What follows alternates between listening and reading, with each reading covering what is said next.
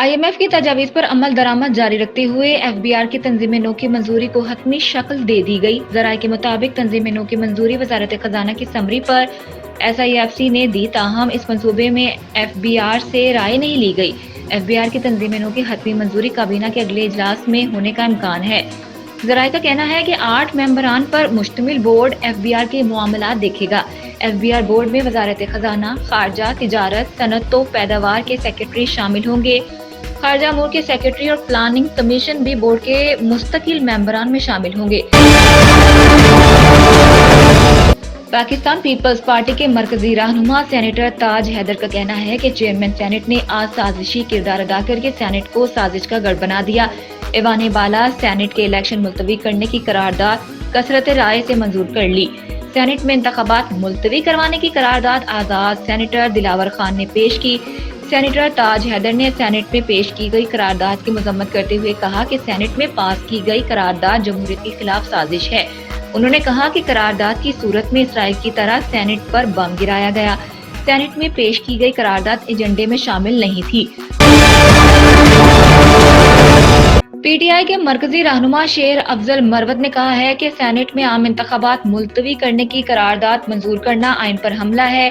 एक निजी टीवी से बात करते हुए उन्होंने कहा कि सेनेट में आज आइन को पामाल किया गया। आइन में कोई शक ही नहीं कि इंतखाबात मुलतवी हों।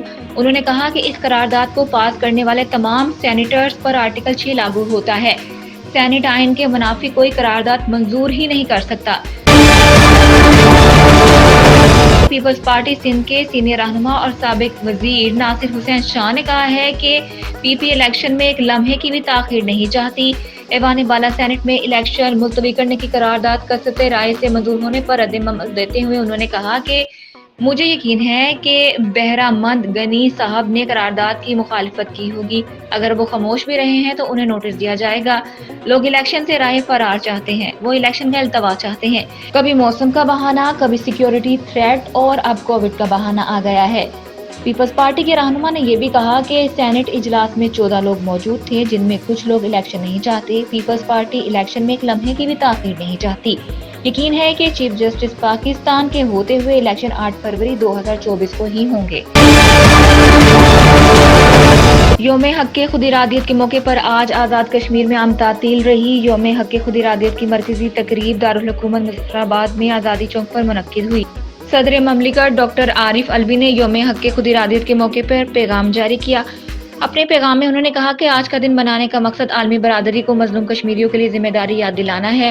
उन्होंने कहा कि भारतीय कब्जे के 76 साल कश्मीरियों पर जबर की अफसोसनाक दास्तान है। भारत मकबूजा कश्मीर पर अपना कब्जा मजबूत करने की कोशिश कर रहा है। पाकिस्तान सलामती कौंसिल की करारदादों के मुताबिक मसला कश्मीर के हल के लिए किरदार अदा करता रहेगा। मकबूजा कश्मीर में गैर जानिबदाराना इस्तिस्वाब राय की हिमायत के लिए पुरअज़्म है। कश्मीरियों के हक़ खुद इरादियत के हसूल तक इखलाकी, सियासी और सिफारती हिमायत जारी रखेंगे। अक़वाम मुत्तहिदा को 75 साल कबल कश्मीरियों से किए गए वादों का एहतराम करना चाहिए।